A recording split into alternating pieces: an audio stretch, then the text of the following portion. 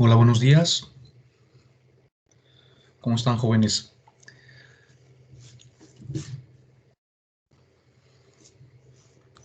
Buenos días, profe. Profe, ¿Qué tal?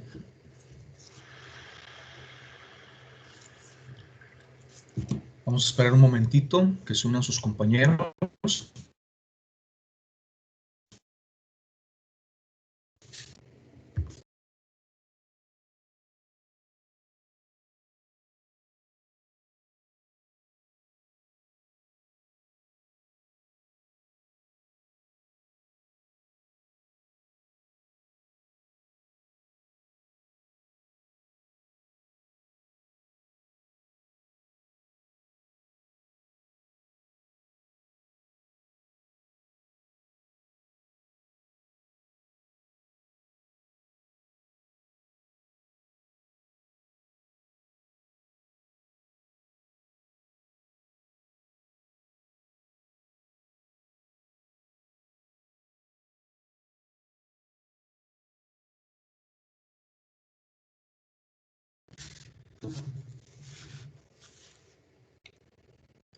Muy bien, vamos a iniciar. Falta Jordi, yo creo que ahorita se integra. Prende sus cámaras, por favor, para nombrar lista.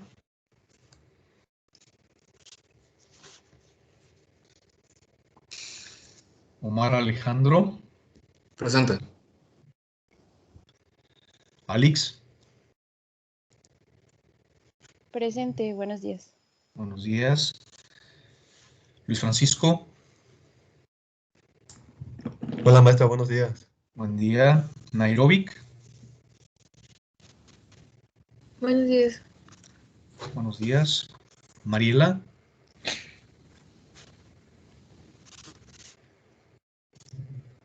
Jordi.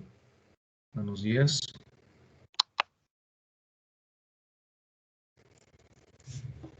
Fátima. Presente, profe. Miroslava. Presente.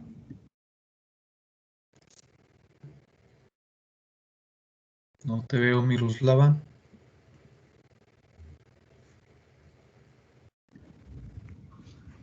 Como que se está tardando en... Okay. Jordi, ¿ya estás ahí? Sí, profe, presente.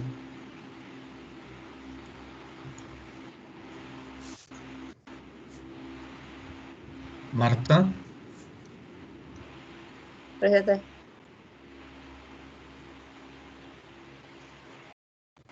Alejandro.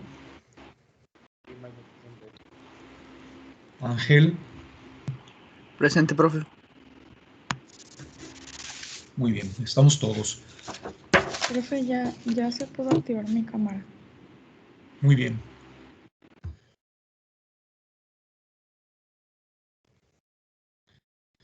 De acuerdo. El día de hoy vamos a revisar dos temas. El primero es los requisitos de las promociones, de acuerdo al artículo 18, 18A, también lo que es la PRODECON, ¿sí? Lo que es la Procuraduría de la Defensa del Contribuyente. Para ello, Omar Alejandro nos preparó el tema. ¿Estás listo, Omar? Sí. Muy bien, entonces vamos a darle ahora sí, cederle los micrófonos a Omar para que haga su presentación. ¿Ya sí se ve? Sí, sí, ya se está viendo. Ok, voy a dejar mi micro abierto, porque ya no voy a poder apagarlo, ¿no? ¿De acuerdo? A ver. Bueno, buenos días. El día de hoy les presentaré qué son las promociones y sus debidos requisitos. Y qué es la PRODECON. Todo esto se basa del artículo 18 al 19. Y Nada bueno, más un momentito, Omar, ¿puedes prender tu cámara, por favor? sí. Voy.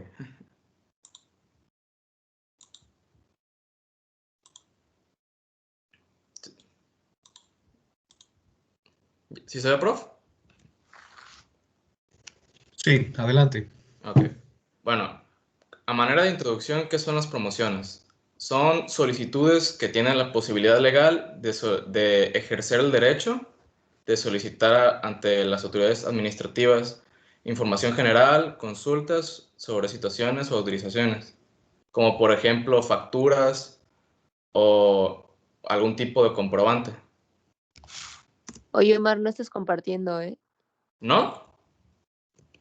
Ah, Se desactivó. perdón. ¿Sí se ve? Sí. Sí, ahora sí. ¿Comienzo de nuevo? No, continúa donde te quedaste. Ah, ok. Bueno, en el artículo 18 se comienza diciendo que toda promoción deberá presentarse en un documento digital. Esto, pero también nos dice que los contribuyentes que hagan actividades agrícolas, silvícolas, pesqueras y ganaderas, ellos tienen la oportunidad de no presentar, de no usar la firma electrónica. El SAT les da la oportunidad de usar un documento, impreso. Y más adelante les explicaré cómo viene eso. Bueno, para los requisitos de las promociones se tienen que enviar a través del buzón tributario. ¿Qué es un buzón tributario? Es un sistema de comunicación en la página del SAT que tiene la simple función de comunicar al contribuyente con el SAT, ¿no? Y los requisitos para presentar estas solicitudes son el nombre del contribuyente, la denominación, razón social, domicilio fiscal, la clave que se le dio, señalar la autoridad a la que se dirige y el propósito de la cierta promoción, y la dirección de correo electrónico para recibir notificaciones. Marqué el último requisito porque creo que es de los más importantes, porque tengo entendido que si no pones eso, tienes una consecuencia. Bueno, cuando no cumplas alguno de los requisitos en tus promociones, la autoridad fiscal te dará un plazo de 10 días. Pero en caso de que no hagas nada en esos 10 días, que no presentes el, el requisito omitido, se tendrá entendido que la promoción estará no presentada, ¿no? Bueno, las promociones de los contribuyentes que no están obligados son los que les dije que se dedican a actividades agrícolas, ganaderas, pesqueras, ¿no? Ellos tienen la oportunidad de presentar un documento impreso y debe estar firmado por el contribuyente o por quien esté legalmente autorizado a ello. Les digo esto porque cuando el contribuyente original no pueda firmar o no sepa, el que esté legalmente autorizado lo va a hacer, pero el original tiene que imprimir su huella dactilar para que sea todo, para que se quede todo sellado, ¿no? Para que se confirme todo. Aquí vamos en el 18A. Todo lo que les dije en el pasado era el 18 normal, que eran los requisitos. En el 18A se adicionaron más requisitos de las promociones. Pero aparte se tiene que cumplir con los dos, ¿no?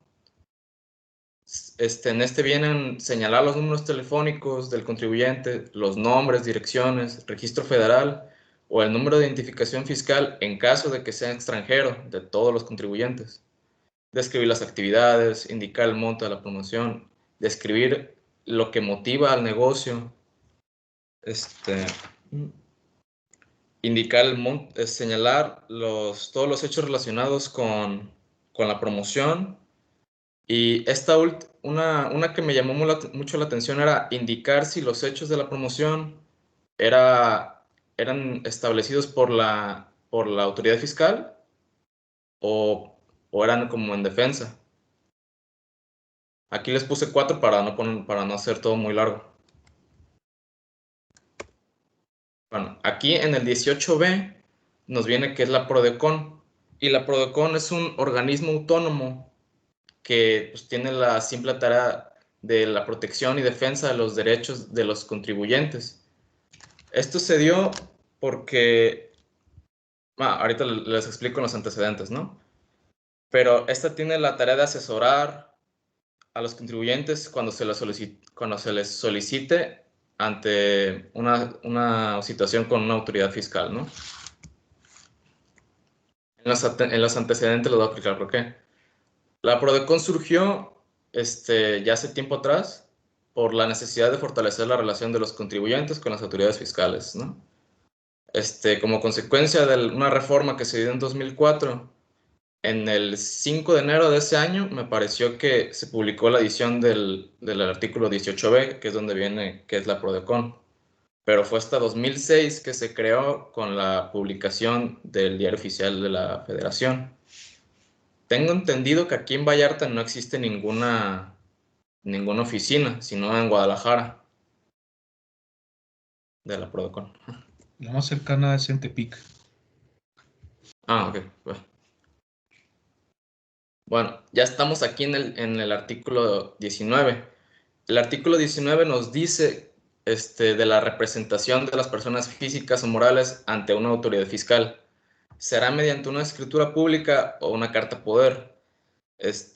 Y tiene que estar firmada por 2 testigos y esas firmas tienen que estar comprobadas por una autoridad fiscal, ya sea por un notario o un federatario, acompañado de la copia de la identificación fiscal del contribuyente y su original, ¿no? Esta parte del artículo 19 es importante, ya que el contribuyente puede otorgar la representación de su persona mediante una inscripción ante una autoridad fiscal. Y la autoridad fiscal te va a emitir una constancia de inscripción. Y con esta acreditas la representación de la persona física o la persona moral. Y ante el SAT pues puede facilitar más los trámites, ¿no? Sobra decir que es responsabilidad del contribuyente cancelar esa representación, ya que la única representación que debería contar es la tuya, pero a veces no se puede, pero se tiene que cancelar en los debidos casos, ¿no? Y tendrás 5 días para avisar al SAT o a la autoridad fiscal que hayas emitido la inscripción. Bueno, aquí les voy a presentar algunos ejemplos de casos de éxito de la PRODECON que ha ayudado a contribuyentes. Yo les traje 3, pero hay muchos más. Hay un libro de la PRODECON que tiene 101 historias de los contribuyentes. Yo les traje 3 porque vienen con algo digital, ¿no? Les traje esta de Ferrari negro, que a Carlos, un día, un contribuyente, a él, un 14 de febrero, le rompieron el cristal de su carro, no al Ferrari. Y ya le robaron un maletín donde venía su IFE, donde venían sus documentos, ¿no? Y semanas más tarde le llegó una notificación del SAT que su sello digital había sido cancelado porque al realizarle una auditoría a Carlos, no lo encontraron en su domicilio. Pero Carlos pues estaba muy confundido, pero sin el sello digital no puedes emitir facturas. Y tuvo problemas con el banco, no podía sacar dinero, total. Ya meses más tarde, se acordó que le robaron el maletín con todos sus documentos. Pero él fue a la PRODECON y puso una queja contra el SAT. Y al realizar bien el chequeo, se dieron cuenta que se me pasó un detalle. Carlos era jardinero paisajista. No tenía ingresos más allá de 1 millón al año. Pero en una declaración se presentó que él compró un Ferrari negro de un monto de más de 5 millones. Y ahí dijeron, no, pues algo no cuadra, ¿no? Y otra persona estaba usando su nombre para comprar cosas. Y el PRODECON resolvió todos sus problemas. El segundo caso que les traje es uno que va más allá, ya que Jamal, así se llama el contribuyente, él era de la India y él vino a trabajar aquí en México un tiempo, pero cuando se cumplió su contrato, cuando se cumplió todo su contrato de trabajo, se tuvo que regresar allá con su novia a la India. pero él quiso, al tratar de generar un documento que avalara que él trabajó en México, él ahí decía que no habían cumplido con el pago de impuestos, pero él ya estaba en la India, o sea, tendría, si no existiera la Prodecon, que regresarse hasta México, y es mucho gasto.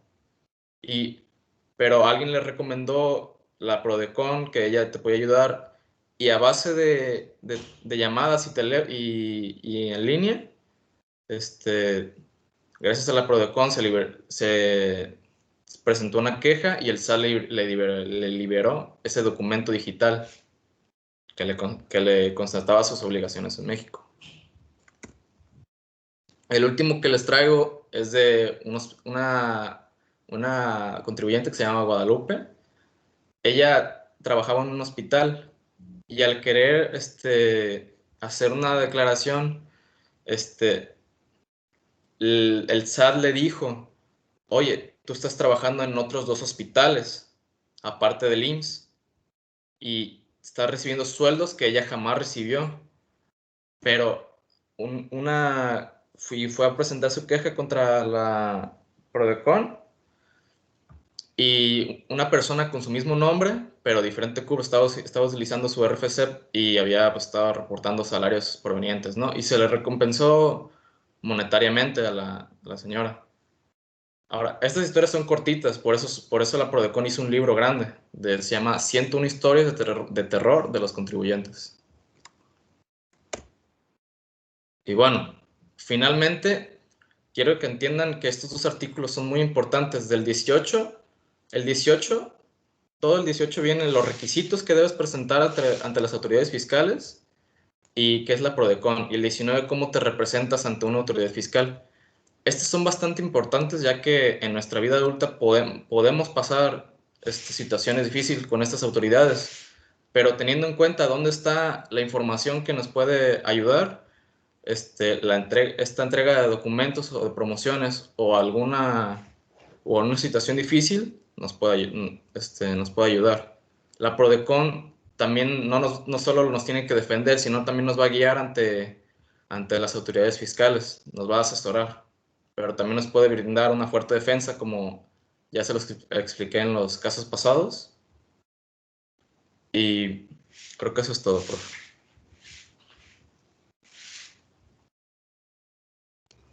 Ok, muchas gracias, Omar. Aquí están mis referencias. Muy bien.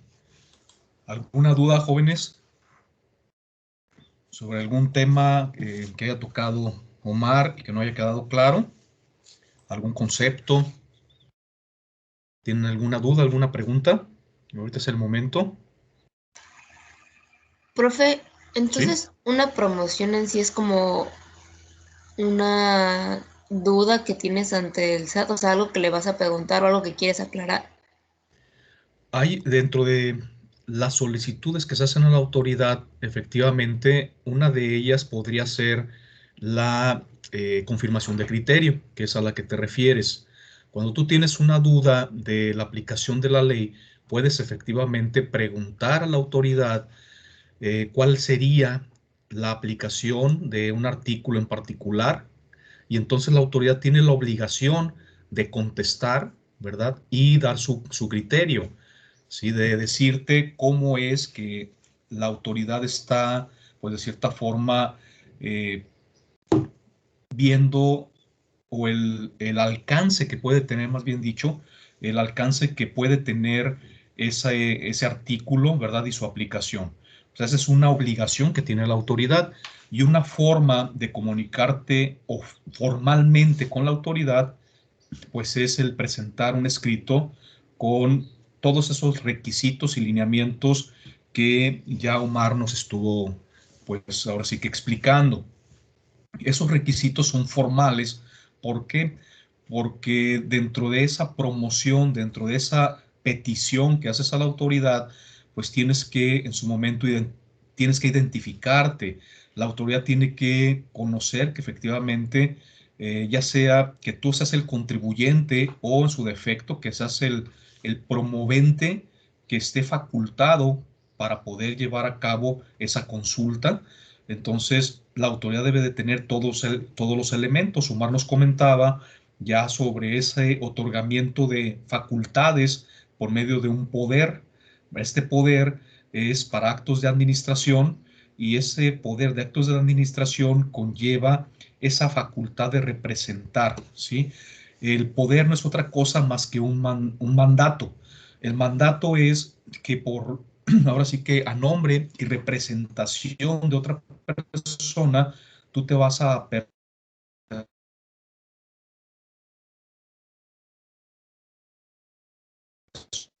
de forma presencial en las oficinas en este caso del SAT. Una forma, como lo comentaba Omar, que hay algunos contribuyentes que en este caso tienen facilidades para presentar esas promociones, pues es en papel, ¿verdad? Y al presentarse en papel dentro de la oficina desconcentrada de servicios al contribuyente de la localidad, es que en oficialía de partes es la oficina encargada de recibir todas esas promociones. Obviamente te van a revisar que tenga pues todos esos requisitos que se están en su momento solicitando. Y entre ellos, en el escrito que estás presentando, tienes que, aparte de presentarte ante la autoridad, dando tus generales, ¿verdad? En este caso, ¿quién eres? ¿Quién está presentando la promoción o está solicitando dicha información? ¿De en qué domicilio está registrado, su RFC? Aparte, ¿cuál sería el objeto, en este caso, de la promoción? O sea, ¿cuál es el acto que en su momento quieres que se te conteste? Todos esos requisitos pues deben de ser formales. Es por ello que el mismo Código Fiscal de la Federación la regula pues a detalle, se puede decir. Entre esos requisitos que te pide datos de contacto, ¿verdad? Entre ellos tiene que ser pues un número telefónico, número celular, tu correo electrónico, un correo electrónico que esté activo, para efecto de que te pueda en su momento contactar la autoridad en caso de que haya alguna duda o que quiera de cierta forma ampliar la información. Y obviamente debe de haber una respuesta también oficial por parte de la autoridad. No sé si quedó contestada tu pregunta. Sí, profe. Muy bien. Y así como se presenta esa solicitud de confirmación de un criterio, también dentro de las promociones yo puedo presentar un escrito en el cual no nada más esté pidiendo que me aclare, ¿verdad? En este caso, un criterio.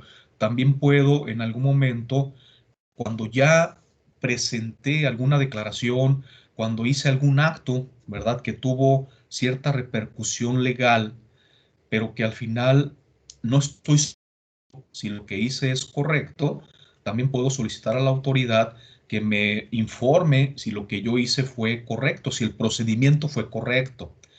O en su caso, antes de que ya vaya a llevar a cabo algún acto, también puedo solicitar ese criterio, esa confirmación de criterio. Pero antes de llevar a cabo el acto jurídico que de cierta forma me pueda generar algún problema. Esto es en el sentido de anticiparme y no tener repercusiones. En ese caso, tengo que informar a la autoridad, perdón, si la consulta que estoy haciendo a la misma ya ha sido consultada a su vez a otra autoridad distinta a la que estoy ahorita dirigiéndome en este momento. Si en este caso, ¿cómo se puede decir? La solicitud que estoy haciendo va relacionada con algún acto que la autoridad tenga en este momento, se puede decir, en marcha, ¿sí? O sea, en el caso, por ejemplo, que tuviera una revisión, una auditoría, una visita de gabinete y que en el actuar de la autoridad, ¿verdad? Esté yo solicitando una confirmación de criterio que vaya en contra de las facultades de la autoridad, entonces también tengo que informarle si estoy siendo sujeto de un acto de autoridad en este momento, ¿sí? Esto para efecto de que la autoridad sea cautelosa en su respuesta y no vaya a afectar el resultado de la auditoría. Es por ello que ese tipo de preguntas que me hace la autoridad pues tienen que estar pues solventadas. ¿Vamos bien? ¿Alguien con alguna otra duda, alguna, no sé, algún tema que no quede claro? ¿Todo bien? Profe, ¿Sí? ¿ya subo la expo a plataforma? Sí, ya desde ayer en la noche ya mandaron un correo de la jefatura académica que ya se había resuelto. Sí, nada más que ahora permítanme activar el buzón, bueno, más bien la actividad para que puedan subir la información. Ah, no, esa ya está, esa ya la puede subir, sí, sin problema.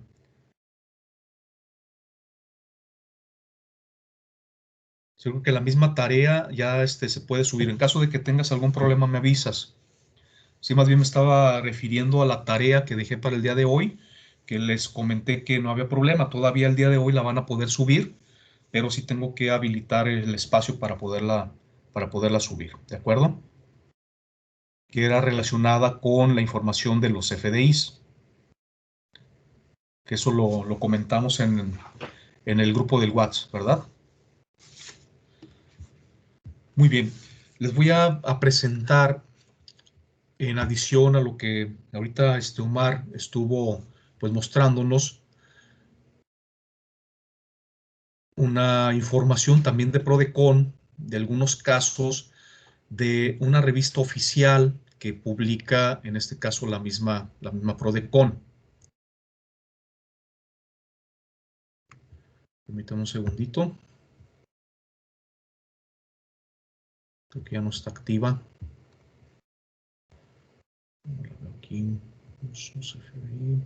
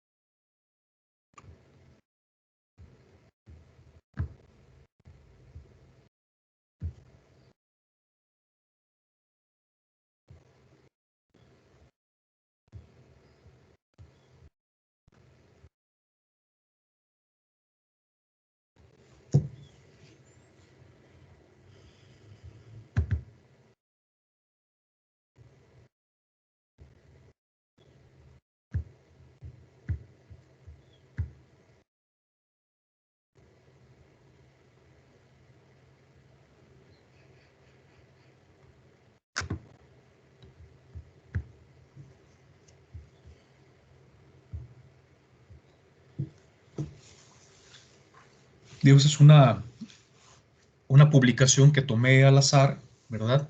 Pero es un boletín, en este caso, en donde la Prodecon, ¿ya lo están viendo? Sí. ¿Okay? Donde la Prodecon hace del conocimiento del público en general cuáles son, en este caso, válgame la redundancia, los casos de éxito, ¿verdad? Cuáles son pues, las ayudas que ha hecho a los contribuyentes y cuál ha sido el resultado de su intervención ante las autoridades. En este caso, está publicando 5 logros, ¿verdad? Que aquí está el resumen. De entrada, igual como Omar, ¿verdad? Nos comentaba de ese libro que ya se publicó, que al final de cuentas es un extracto, ¿verdad? De esta revista, de este boletín, de los cuales alguien se dio a la tarea de recopilar cada uno de los casos en un tiempo, pues en un periodo de tiempo, para efecto de poderlos, pues, tener compilados, ¿verdad? En un solo libro. Pero al final aquí estamos viendo de estos casos que en su momento la Procuraduría, en este caso de defensa del contribuyente, estuvo atendiendo.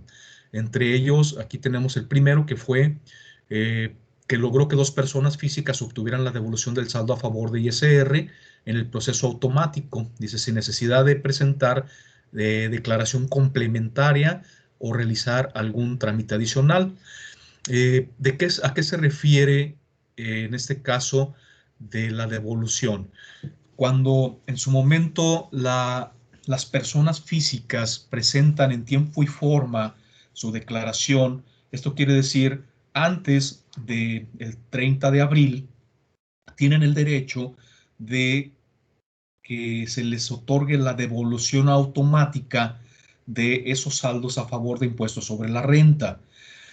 Cuando en un plazo, obviamente, se puede decir, pues, congruente, ¿verdad? Porque al final la autoridad no regresa, en algunos casos, las contribuciones en automático, como lo indica la ley, sino que se tardan, no sé, una semana, 15 días o en algunos casos más.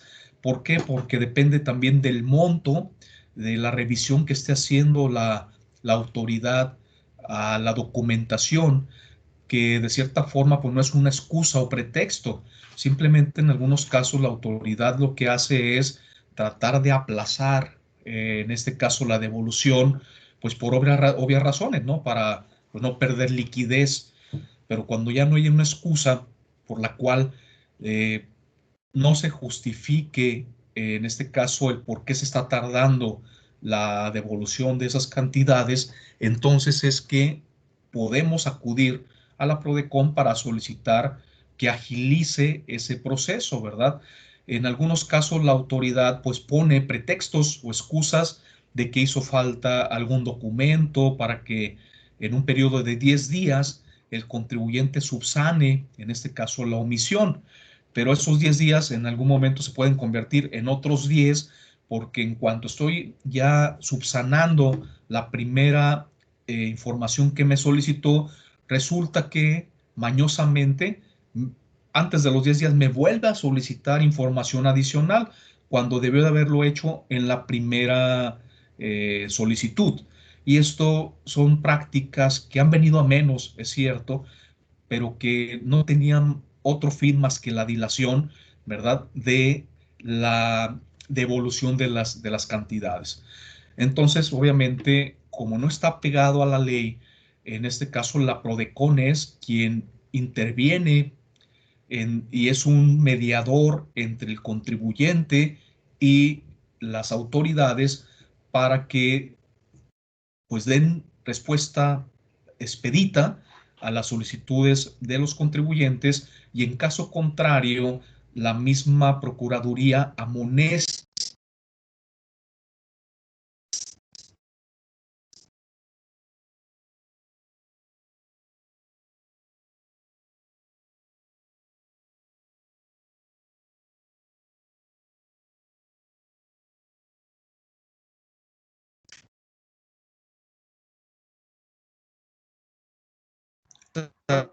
Profe, se está trabando mucho.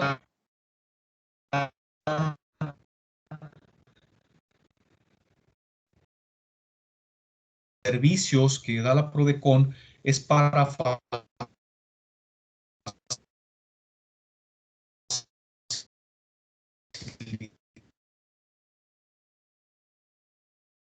llevar a este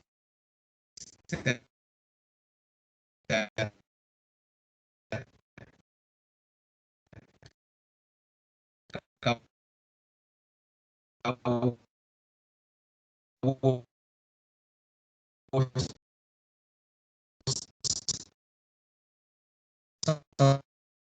Maestro, se está trabando un buen. No se le entiende.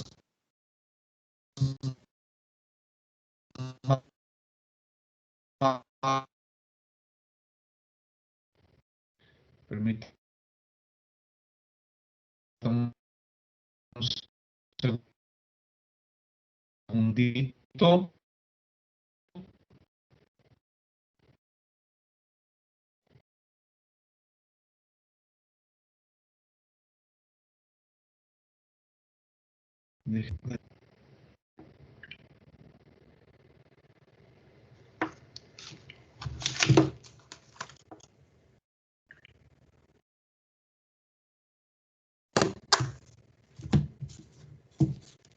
A ver, ¿ya me escuchan mejor?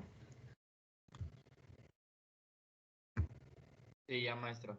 Sí, se está escuchando. Está otra vez la presentación. Otra vez. Se está trabando otra vez. ¿A qué caray? Sí. A ver, permítanme un segundito entonces. Permítanme un minuto.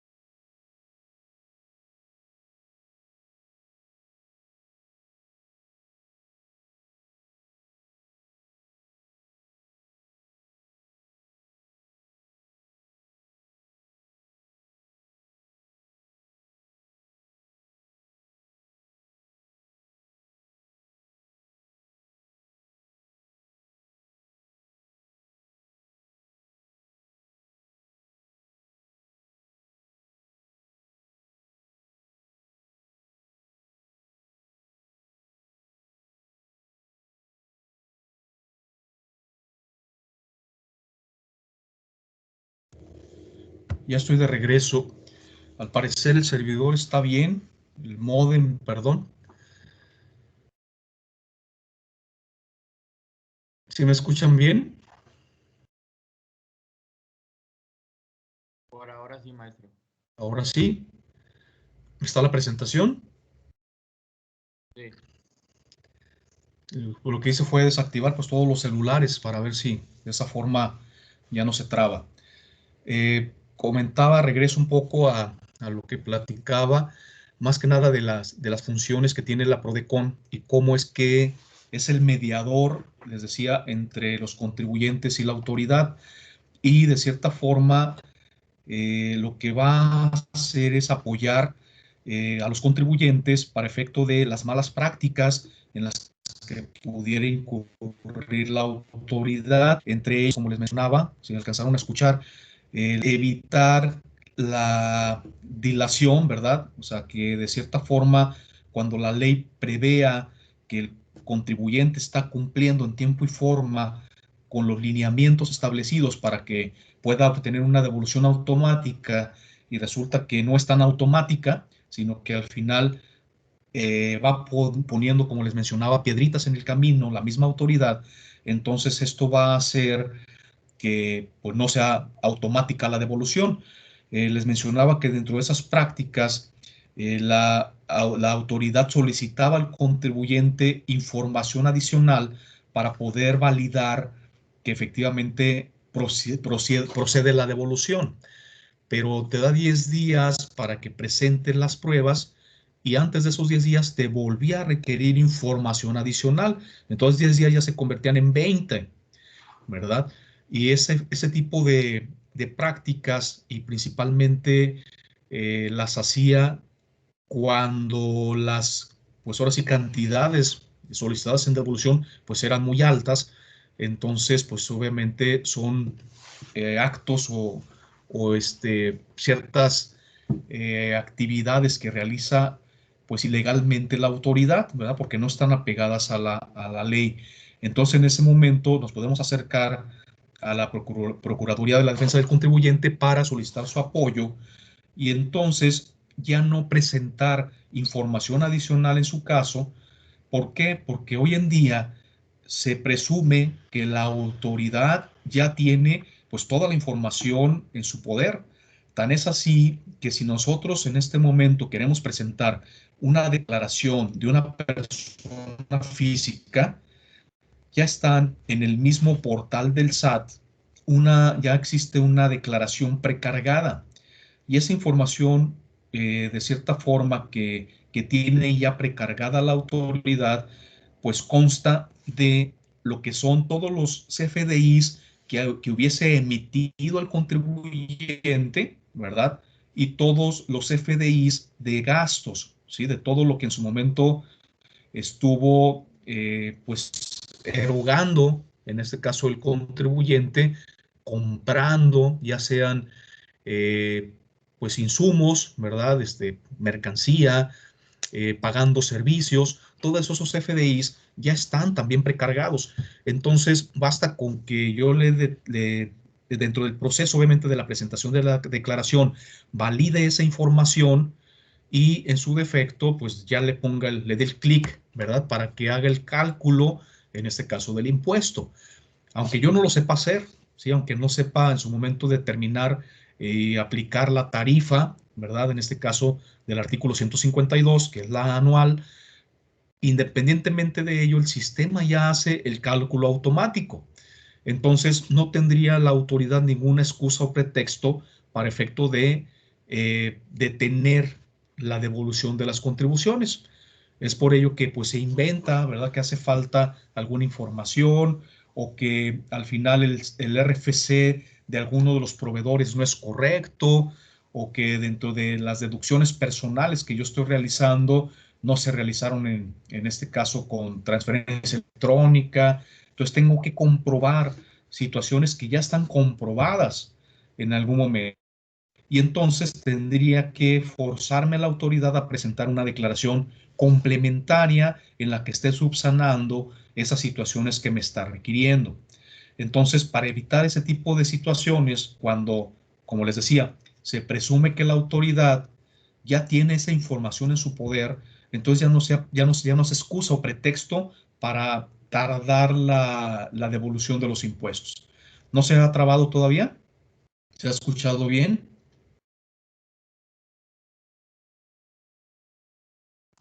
Sí, se escucha bien. Ok, qué bueno que ya se resolvió. Entonces, eso es parte de la actividad que pudiera en su momento realizar la PRODECON. Omar nos comentaba que en algunas situaciones interviene no nada más en solicitar una agilización en los procesos de devolución. Aquí tenemos, si se fijan, este caso, por acá también hay otro, ¿verdad? Pero en otro sentido. Ahorita lo vamos a platicar. Y acá hay otro también de un remanente. Vamos a ver el segundo caso, ¿verdad? Que vienen ya posteriormente, si se fijan aquí viene un resumen, ¿verdad?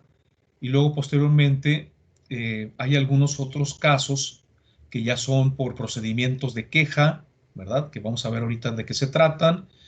Y luego hay otros que son en métodos de procedimiento, ¿sí? Conforme a procedimientos también, que son análisis sistemático o sistémico, que también se le denomina, y estudios normativos. Y luego viene posteriormente ya una, pues, un poquito más amplia, ¿sí? Una explicación más amplia de qué fue lo que exactamente hizo la PRODECON. Ahorita vamos a ver un caso nada más aquí arribita y luego posteriormente nos pasamos, bueno, de una vez directamente vamos a revisar exactamente qué hizo la PRODECON para lograr la devolución de este primer caso, ¿sí? Y nos dice aquí entonces que logró, en este caso, que dos personas obtuvieran la devolución automática de su ISR, sin presentar una declaración complementaria o realizar algún trámite adicional. Esto fue lo que, de cierta forma, logró la PRODECON. ¿Qué fue lo que hizo? Bueno, dice que a través de su servicio gratuito de asesoría, este ombudsman, ¿sí?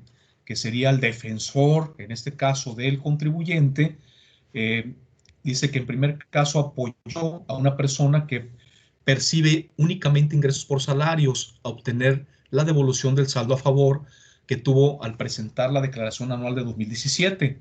Dice, pues al consultar el estatus de su trámite en el portal del SAT, conoció que estaba rechazada bajo el argumento de que los datos de su declaración eran erróneos y que debía presentar sus recibos de nómina.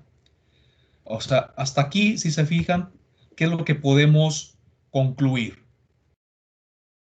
¿Qué opina?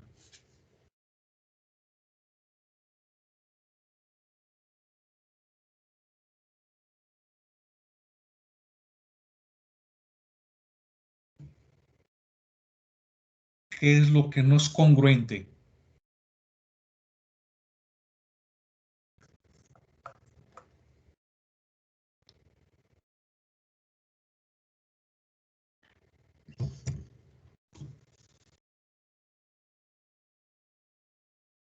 Bueno, les voy a ayudar un poquito. Creo que no se ha captado qué es lo que, pues al final no es congruente. Le está pidiendo, en este caso, el SAT al contribuyente que presente sus recibos de nómina. ¿Ok? Pero si analizamos esta situación, ¿qué pasa con los recibos de nómina? Los recibos de nómina ya los timbró el patrón, ¿sí? El patrón ya le pagó y en su momento timbró el CFDI de nómina. ¿Qué significa? Que ese CFDI ya está en poder de la autoridad.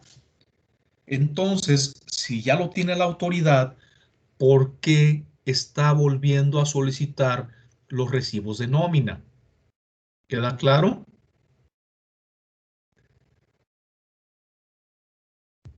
Entonces, dice que al acudir ante la autoridad fiscal como resultado de la asesoría recibida, presentó una declaración complementaria sin modificar ninguna información, ¿verdad?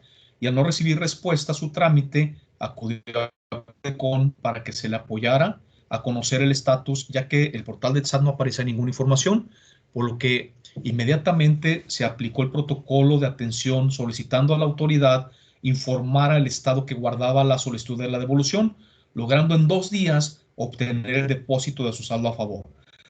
¿Qué es lo que estamos aquí, de cierta forma, concluyendo? De que la autoridad no tenía ningún argumento. Si se fijan, era simplemente el dilatar el proceso, el poner piedritas en el camino. Qué casualidad que cuando interviene la PRODECON, ¿verdad? Y solicita que se le devuelva de inmediato, en este caso, al preguntar, oye, ¿qué estado guarda esta devolución? ¿Qué estatus tiene? Inmediatamente en 2 días, la autoridad regresa, en este caso, el depósito y de su saldo a favor. Si se fijan, con la simple presión que ejerce la PRODECON al hacer la consulta a la autoridad, mueve, en este caso, los mecanismos y al verse, pues ahora sí que descubierta la autoridad, ¿verdad? De que efectivamente no tenía ningún, ahora sí que elemento sólido o firme para que le sirviera como, pues ahora sí que pretexto para no regresar esas cantidades, es que si se fijan, pues quedó en evidencia y devuelve de inmediato las contribuciones, en este caso a favor. ¿Qué opinan?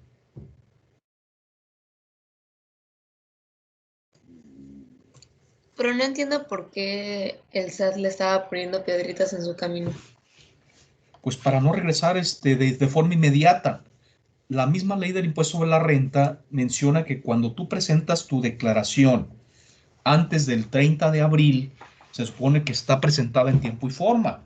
Y es el único requisito que pide, en este caso la autoridad, para poderte devolver tus cantidades a favor de forma inmediata, ¿sí? Automática. ¿Qué quiere decir? Que cuando mucho se debe de tardar, pues 2 días, ¿verdad? En lo que hace, se puede decir, la revisión de la información, ¿verdad? De que efectivamente, pues se presentó la declaración en tiempo y forma, de que efectivamente existe un saldo a favor, cuál es, en este caso, la información que en su momento se está presentando en esa declaración. Entonces ya no tiene ninguna excusa o pretexto para hacer, en este caso, el depósito, ¿verdad? Que es vía transferencia electrónica, ni siquiera es con cheque, de decir, bueno, es que todavía el cheque no ha sido validado, o el cheque era de otro banco, o sea, situaciones que pudieran entenderse. En este caso, es una transferencia electrónica de fondos dirigida a la cuenta que en su momento también, pues, declaraste o hiciste del conocimiento de la autoridad, porque dentro de los campos que te pide llenar está el nombre del banco y la cuenta clave. La cuenta clave que consta de 18 dígitos, ¿verdad? Que es al final el medio o la cuenta con la cual la autoridad pues no tendría ya ningún problema para pues mandar esos fondos, ¿verdad? En este caso, esos impuestos a favor a la cuenta del contribuyente. Entonces, pues si te fijas, no habría ya ninguna excusa, ningún pretexto para poder en su momento devolver de forma automática esas contribuciones, porque ya todos los elementos los tiene la autoridad, ya tiene, como les decía, todos los FDIs, tanto de ingresos como de gastos. ¿De acuerdo? ¿Y por qué tendrías un IVA a favor? Bueno, del IVA a favor se da porque en un periodo, ¿sí? Recuerden que el IVA es un impuesto definitivo. ¿Qué quiere decir? Que cada mes el contribuyente debe de determinar ese impuesto indirecto, ¿de acuerdo? Y determinar de forma definitiva su impuesto mensualmente. ¿Qué quiere decir? Que yo en un mes ya sé si tuve un IVA a favor o un IVA a pagar. El IVA a favor es el resultado de en su momento tener mucho más gastos, en este caso, que ingresos. ¿Qué quiere decir? Que hice más compras y obviamente tengo un IVA, en este caso a mi favor, ¿verdad? Y ese comparado, ese IVA, con el IVA de mis ingresos, ¿verdad? De las ventas que hice, en este caso, cuando es mayor, el IVA de mis gastos al IVA de mis ingresos, entonces se da ese efecto de tener un IVA a favor. Ese IVA a favor, yo tengo dos opciones. Uno, acreditarlo en el mes posterior, porque yo no sé qué va a pasar el siguiente mes. Posiblemente en el siguiente mes venda más de lo que compre y entonces el efecto va a ser contrario. Voy a tener que pagar el IVA. Pero si yo en su momento, en esa declaración que presenté, opté por acreditamiento, entonces ya no lo puedo solicitar en devolución, sino que ese IVA a favor de ese mes lo voy a poder acreditar en meses siguientes. ¿De acuerdo? Es por eso que queda el IVA a favor. No sé si quedó claro. Sí, profe. Muy bien. Entonces aquí, en este caso, estábamos hablando de un ISR a favor. ¿Por qué se puede dar el efecto de un impuesto sobre la renta a favor? En este caso es porque el patrón se pudo haber equivocado en la determinación del impuesto a retener al trabajador o en su defecto que no hubiese aplicado las tarifas actualizadas y siguió aplicando las del ejercicio anterior. Esto es muy común en las primeras nóminas, ¿verdad? De que a veces no conocen que ya se publicó la tarifa para el siguiente ejercicio, siguen utilizando la de diciembre, por un decir, ¿verdad? La del año anterior, y esto da como efecto que se retenga un impuesto de más. Ahora, otro efecto que se puede dar es cuando tengo deducciones personales, ¿sí? Obviamente, esas deducciones personales me van a generar un impuesto a favor, ¿de acuerdo? Para poder determinar el impuesto.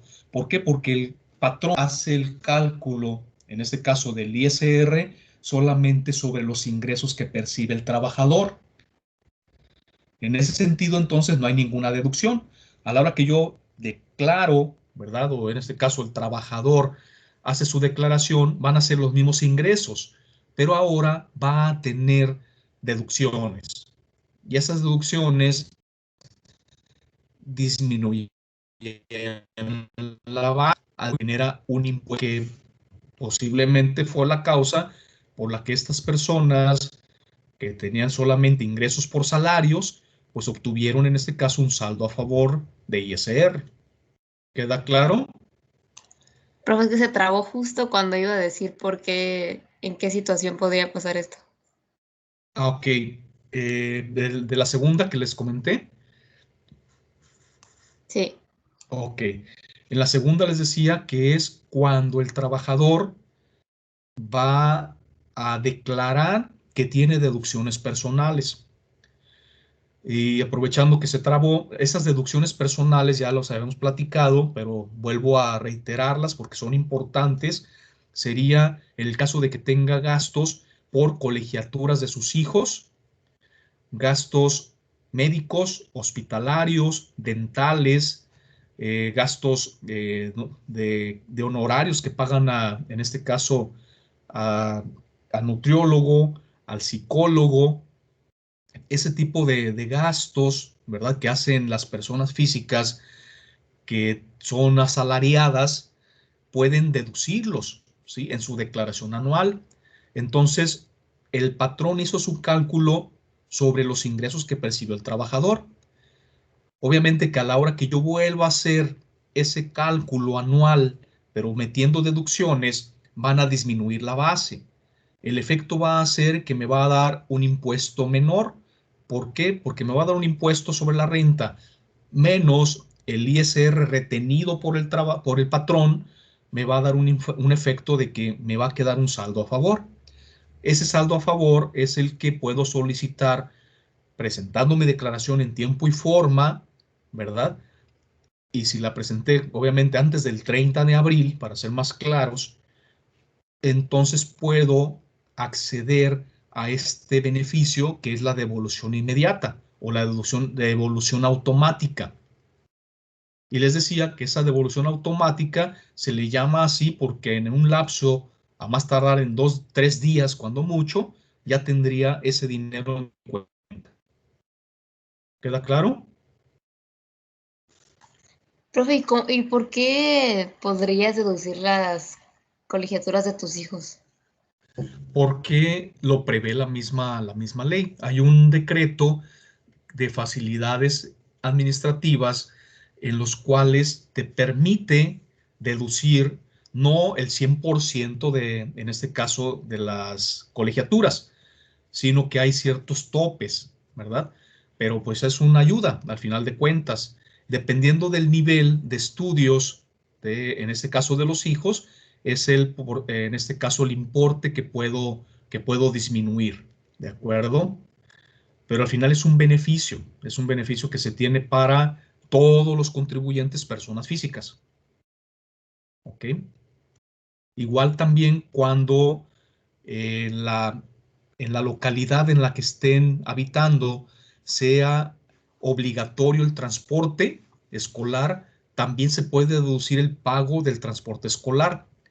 En el DF, por ejemplo, en la Ciudad de México, pues sí hay una obligatoriedad, ¿verdad? En algunos casos de que los estudiantes utilicen para evitar las emisiones, la contaminación, de que utilicen en este caso el transporte escolar y entonces se puede deducir también.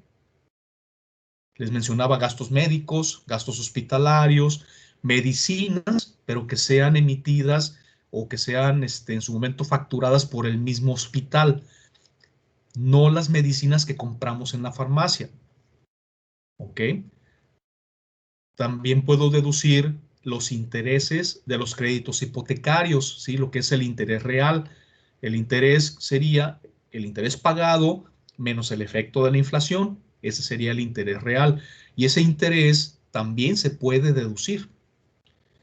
Digo, entre otras deducciones, pero ahorita yo que con esas, pues es para que se entienda.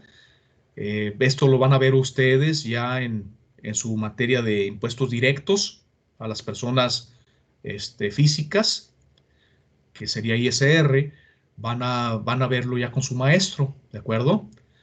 De cuál es ese procedimiento, de cómo se presenta la declaración anual, de cuáles son las deducciones, etcétera, ¿de acuerdo? ¿Dudas, comentarios? ¿Sí? Adelante. No, ok, profe. Ok. Muy bien. ¿Alguien más? Digo, esto se los pongo como ejemplo. Si se fijan, ya está desglosado cuál fue específicamente el apoyo que dio la Prodecon a este tipo de contribuyentes. Es interesante, ¿por qué? Porque al final este servicio es gratuito. Ventajas, pues que al final no voy a pagar un abogado, ¿verdad?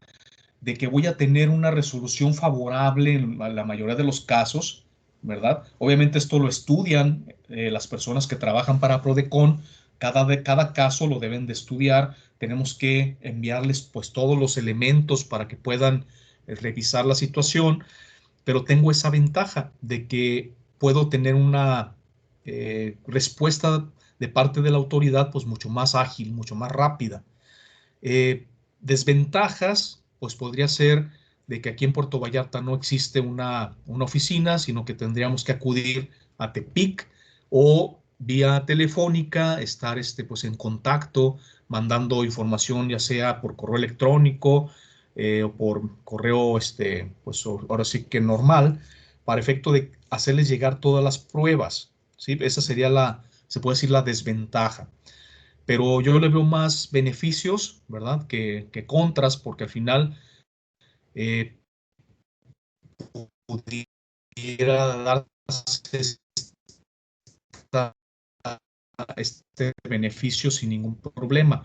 La desventaja es que atiende casos, ¿verdad? ¿Por qué? Por el monto. Les decía que Está trabando otra vez. sí, les comentaba que la Prodecon tiene pues ciertos topes, ¿verdad? Para poder atender a los contribuyentes. No atiende la totalidad de los casos porque pues si hay un tope, hay un monto mínimo o más bien máximo en este caso para poder atender este tipo de casos. ¿De acuerdo? Vamos a ver otro caso adicional ya para dejar este tema como visto. Aquí nos está hablando de otros 4 casos, ¿verdad? Entre ellos habla de apoya a contribuyente para aclarar el origen de sus depósitos en efectivo. Como historia, así como referencia, como antecedente, anteriormente había una ley que ya está derogada, que era sobre los depósitos en efectivo, la LIDE, ¿sí? Impuesto sobre los depósitos en efectivo. Entonces, esta ley ya no está vigente al día de hoy, pero ¿cómo actuaba? Bueno, todos los depósitos que se recibían en la cuenta bancaria de los contribuyentes en efectivo eran en su momento revisados para que no rebasaran, ¿verdad?, el importe mensual o acumulado en este caso de 20,000 pesos. Posteriormente lo bajaron a 15,000 pesos, ¿verdad? Entonces, esos depósitos en efectivo mayores a 15,000 pesos, el banco estaba obligado a informarlos al SAT. ¿Qué hacían las personas? Bueno, abrían pues cuentas en distintos bancos y depositaban pues menos de 15,000 pesos en una, en otra, etcétera, ¿verdad? Pero entonces la autoridad lo que hacía era pues integrar esa información de los bancos e independientemente de que hubieses abierto pues tus cuentas en distintos bancos, de todos modos la autoridad llevaba un control y la sumatoria de esos depósitos en efectivo. ¿Qué es lo que pasaba? Que a la vuelta de un año o dos te requería, en este caso, el pago del impuesto de esos depósitos en efectivo, que definitivamente pues no se declaraban. Y no se declaraban, ¿por qué? Porque eran ventas que en su momento pues hacían abajo del agua, eran ingresos que tenías pero que omitías, ¿verdad? Porque no estaban obviamente realizados con cheque o transferencia electrónica, sino que eran realizados en efectivo. Entonces, por medio de esa mecánica que quiero ahorita aclararles, independientemente de que se haya derogado esta ley, todavía los bancos tienen esa obligación, o sea, todavía subsiste la obligación de los bancos de seguir informando al SAT sobre los depósitos en efectivo. Entonces, no les extrañe que independientemente de que ya no existe esa ley, en algún momento a algún contribuyente le llegue un requerimiento para efecto de que aclare el origen de los depósitos que recibió en efectivo. Y más cuando son cantidades altas. ¿De acuerdo? Esto va relacionado con la ley de lavado de dinero, ¿verdad? Cuando se reciben pues ingresos que no sabemos cuál es el origen o su procedencia. Entonces hay que tener mucho cuidado con este tipo de ingresos en efectivo. ¿De acuerdo? ¿Qué fue lo que resolvió la PRODECON? Vamos a ver.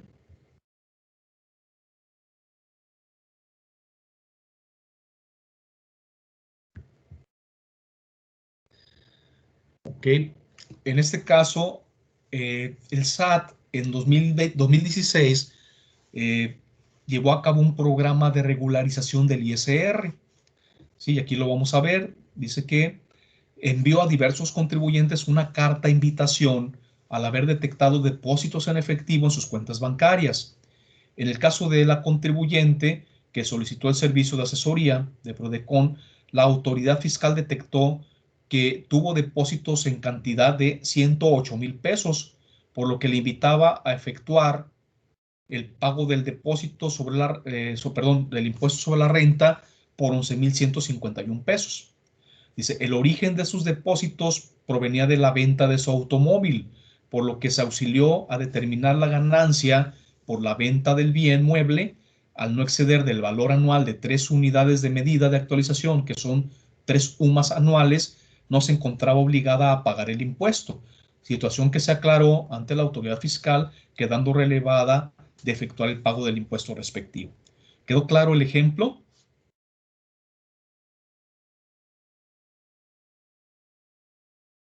Profe, por ejemplo, ya ve que usted comentó hace como el primer parcial, que cuando se carecía de una relación de negocios, Sí. que el SAT te pagaba, no te acordaba el impuesto sobre el valor de mercado del bien, ¿no?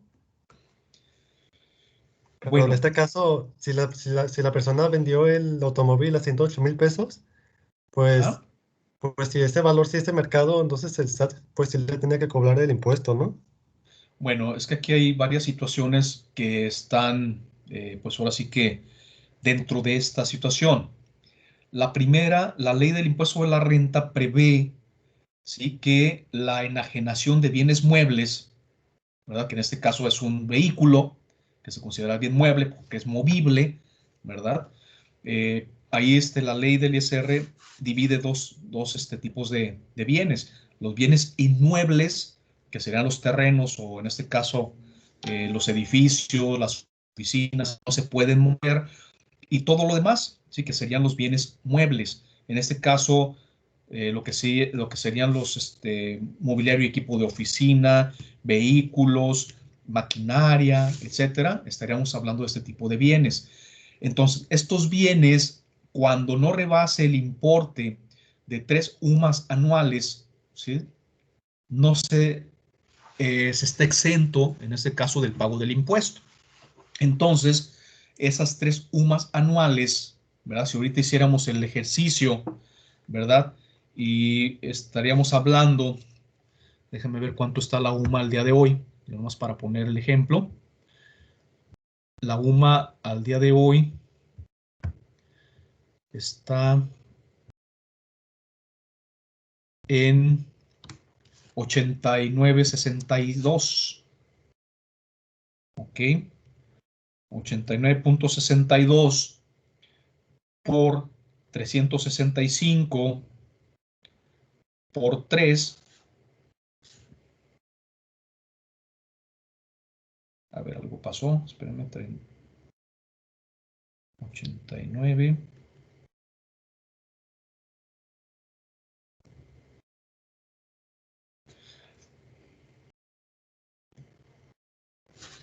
Ok.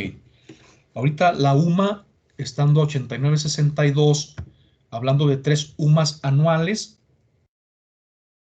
estaríamos hablando de 60 y... Permítame. Se me borró la calculadora.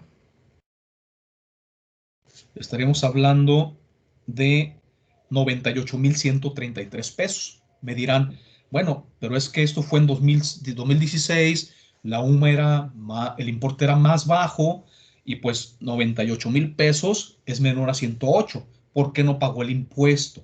Bueno, es porque el impuesto se paga sobre la ganancia en la venta del bien. ¿Cómo se determina la ganancia en la venta del bien? Sería el precio de venta, ¿de acuerdo? Que en este caso fueron los 108,000 pesos que recibió la contribuyente, pero menos el costo actualizado. Obviamente que esta persona compró el vehículo y obviamente le debió de haber costado, vamos a suponer, 90,000 pesos. Esos 90,000 pesos hacen las veces del costo, ¿sí? El costo de la venta. No sé si queda claro. Entonces la diferencia, obviamente que fue menor a 98,000 pesos. En virtud de ello, la ganancia en la venta fue menor a 98,000 pesos, que son las tres sumas, que es la exención que se tiene para este tipo de bienes. Y no nada más para vehículos, sino para cualquier bien, en este caso mueble, mobiliario y equipo, maquinaria y equipo, como ya lo vimos, vehículos, etcétera. ¿Queda claro el por qué no pagó o no tenía la obligación de pagar el ISR? Sí, ya quedó claro. Gracias. Sí, aquí lo que la autoridad obviamente detectó es que esa transacción que se realizó fue en efectivo. Si hubiera pagado el comprador del vehículo con cheque, no hubiera sucedido esta situación. Lo que le llama la atención a la autoridad es el origen del recurso, porque no lo sabe obviamente, ¿verdad? No supo la autoridad que este contribuyente había vendido un vehículo. Es por eso que le requiere, oye, aquí tienes depósitos en efectivo por 108,000 pesos. ¿De dónde provienen? Se aclara que fue de la venta de su vehículo. O sea, ¿qué quiere decir? Que no hubo un origen ilícito, ¿verdad? Hoy en día, esto fue en 2016, hoy en día, ¿qué pasa con este tipo de operaciones? Obviamente que todos las ventas de los vehículos automotores se deben de facturar. Entonces, al facturarse, pues se tiene que llevar a cabo, en este caso, el pago con cheque o transferencia electrónica. Aunque obviamente si se lleva a cabo en efectivo, pues va a volver a llamar la atención, ¿verdad? Pero ya son las menos, ¿no? Son operaciones, ahora sí que se venden los vehículos y pues ya no se deposita el dinero en el banco. Aquí el problema de esta persona fue de que recibió el dinero en efectivo y lo depositó en su banco, ¿verdad? Ahí fue donde, de otra manera, pues mejor recibo el dinero y no lo deposito. Pero obviamente ya depende de cada quien. No sé si quedó claro el ejemplo y el por qué de que no se pagó el ISR. Sí, quedó claro. Quedó muy claro, muy bien. Es importante revisar el porqué de la facilidad que se tiene, como les decía, de poder pues accesar a este tipo de instituciones que desafortunadamente desde que entró este nuevo gobierno, obviamente no les gusta. No les gusta no les gusta este tipo de instituciones porque van en contra, obviamente, del actuar de la autoridad. ¿Qué quisiera la autoridad? Que nadie le pusiera, pues, requisitos, ¿verdad? O restricciones. Y entonces, cuando la misma Prodecon hace observaciones a la autoridad, ¿verdad? Por medio de, pues, esas amonestaciones, pues tiene que cumplir la autoridad y eso no les gusta. Entonces, pues se quedó sin titular la Prodecon desde que entró este nuevo gobierno. Ya no se nombró a una nueva procuradora. Desde que salió la procuradora, que estaba ahora sí que en activo, ya no se renovó ese puesto y nada más quedó un subprocurador. Entonces, y ha venido a menos, ha tenido ya la Prodecon menos apoyo gubernamental para poder llevar a cabo sus actividades y todas estas instituciones que en algún momento apoyaban o ayudan a los contribuyentes, pues son figuras que han venido a menos, han perdido fuerza. Esto no implica que no se pueda todavía apoyar, pero ya sin apoyo, pues obviamente la Prodecon ha tenido que, pues,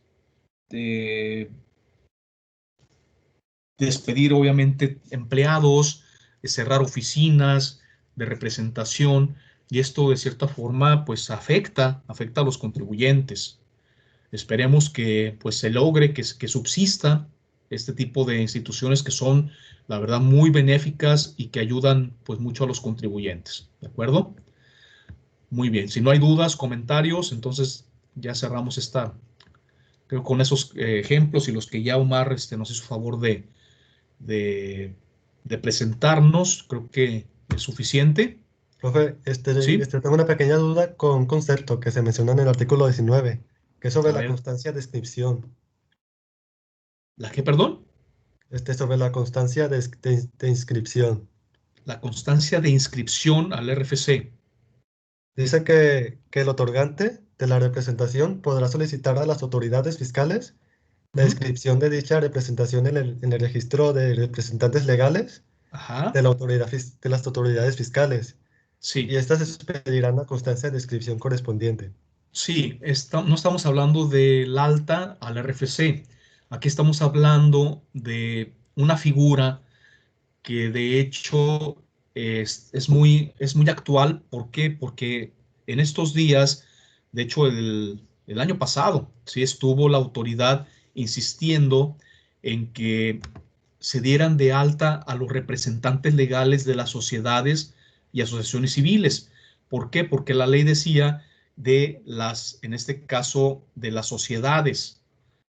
Entonces, al decir sociedades, el mismo texto, pues no incluía a las asociaciones, porque la sociedad es distinta, ¿sí? Tenemos sociedades mercantiles, ¿sí? Las asociaciones son civiles.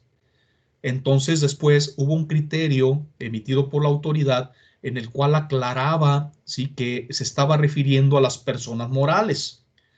Obviamente, al hablar de personas morales, estaba hablando ya de sociedades y asociaciones, ya sean, obviamente, mercantiles o civiles, ¿sí? Porque hay sociedades civiles y asociaciones civiles. Y por otro lado, las sociedades mercantiles. Entonces, al hablar y aclarar ese criterio de que estaba hablando en general de todas las personas morales, entonces es que todavía hasta el año pasado, hasta diciembre, solicitó que se inscribiera en este caso, a los socios o asociados de las sociedades y asociaciones civiles, aparte de las sociedades mercantiles.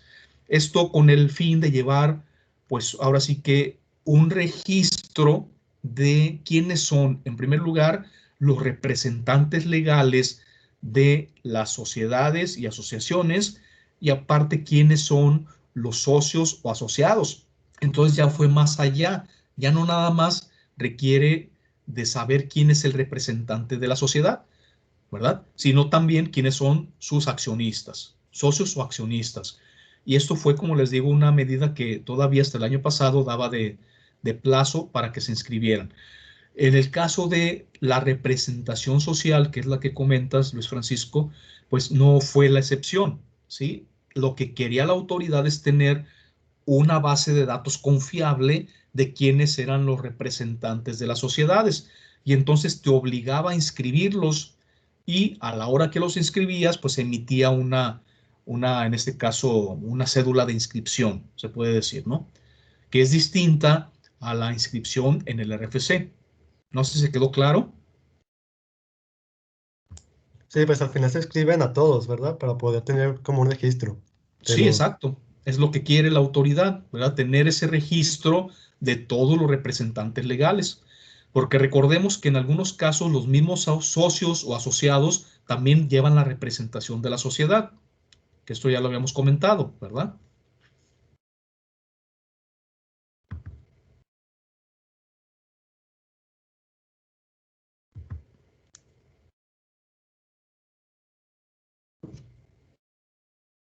Permítame un segundito.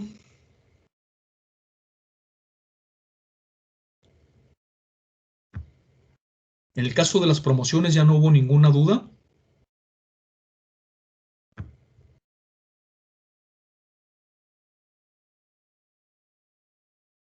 Profe, entonces tú mandas las promociones al buzón tributario, ¿verdad?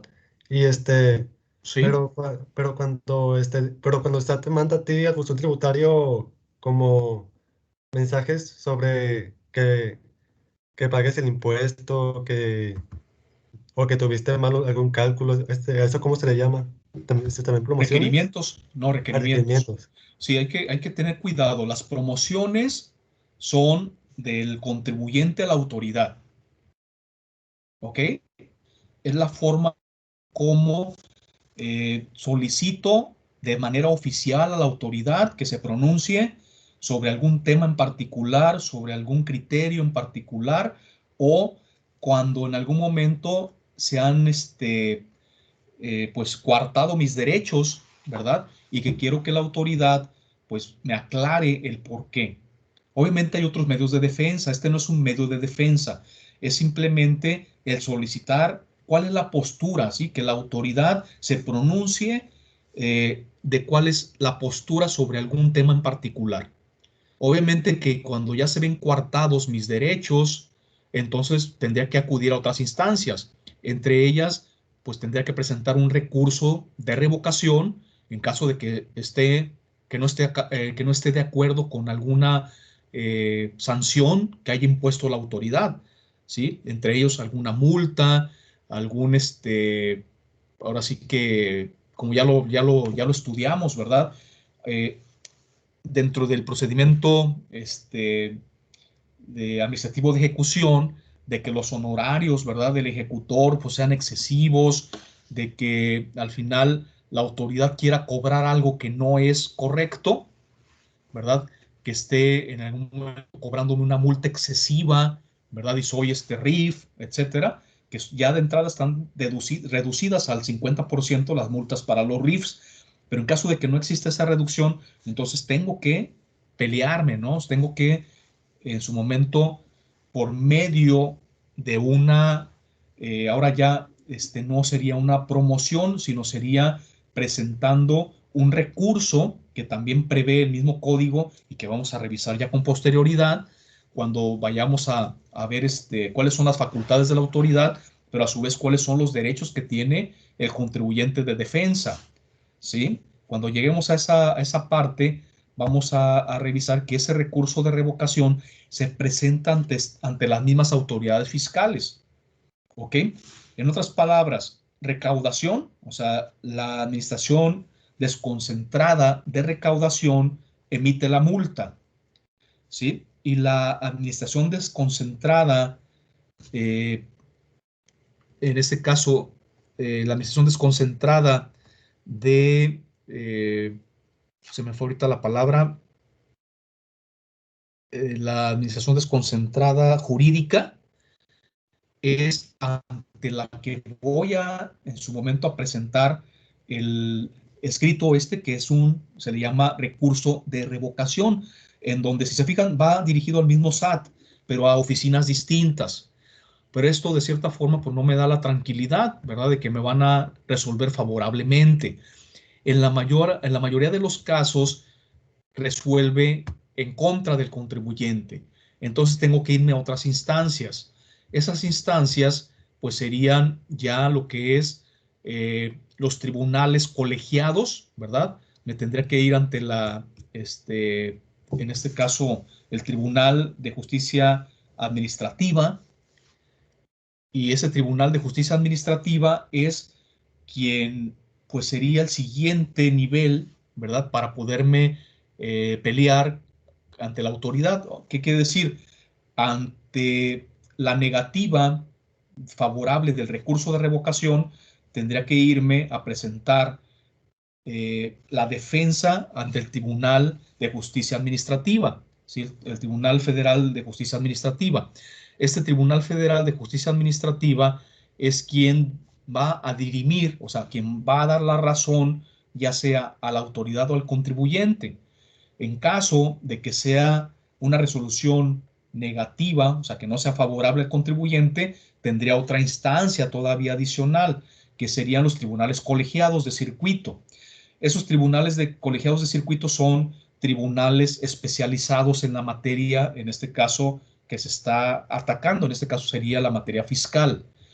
Y en caso de que también ahí, en segunda instancia, pues vaya en contra del contribuyente, tendría la última instancia, ¿sí? Que sería, en este caso, irme hasta la Suprema Corte de Justicia de la Nación.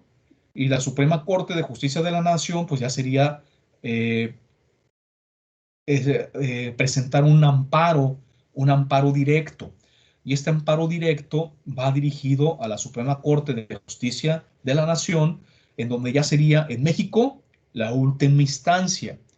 Y si hay materia de defensa todavía, pues podría irme a los tribunales, en este caso internacionales, como el de La Haya, ¿sí? En los cuales sería ya, después de esa instancia ya no hay ninguna, pero no resuelven temas, en algún caso, fiscales, solamente que vayan en contra de la persona como tal, ¿sí? Que esté violentando sus derechos humanos, ¿verdad? En los cuales puede ser una multa pues muy gravosa, que empezamos pues con el tema de una multa, ¿verdad? Pero puede ser que esa multa haya dejado en estado de indefensión al contribuyente, que puede ser un monto tan fuerte que pues haya ahora sí que afectado su supervivencia. Entonces, si hay materia de defensa en derechos humanos, entonces sí podría, porque al final esos tribunales internacionales son pro homine, que significa que siempre van a buscar beneficiar a la persona, ¿sí? No tanto a la autoridad. Entonces, ya al llegar a estas instancias de defensa, pues obviamente imagínense el tiempo, los años, el dinero que se tiene que gastar.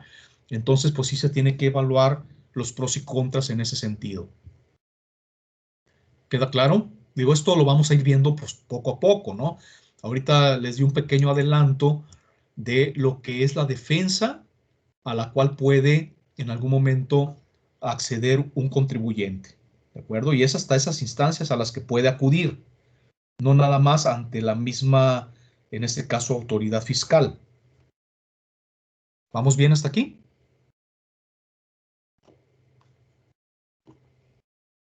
Hola, hola. ¿No se cortó? No, profe, todo bien. No. Muy bien. Digo, no se me desesperen, vamos poco a poco avanzando en los temas. Por el día de hoy ya sería lo que teníamos que revisar. Vamos a continuar con las exposiciones. La siguiente le corresponde a Alex, ¿verdad? Para el día 23 de febrero, con el tema devoluciones y compensaciones. ¿Ok? Quiere decir que el próximo martes, ¿verdad? Alex, nada más como recomendación, tratar de mandarme la presentación 2 días antes para poderla revisar, estar comentando contigo algunas adiciones, algunos comentarios para que pues quede bien hechecita, ¿verdad? Y no tengamos problemas. Por el día de hoy, felicidades, Omar. Sé que fuiste el primero, ¿verdad? Eres el conejillo de Indias, pero ya vieron todos los demás cuál sería, como mínimo, los requisitos que se requieren para su presentación. En el caso de Omar, los casos prácticos, pues fueron los de la PRODECON, ¿verdad? Entonces es importante para cada uno de ustedes que vayan buscando casos de aplicación. No sé si tenía la duda, ya les compartí el libro Aplicación Práctica del Código Fiscal de la Federación.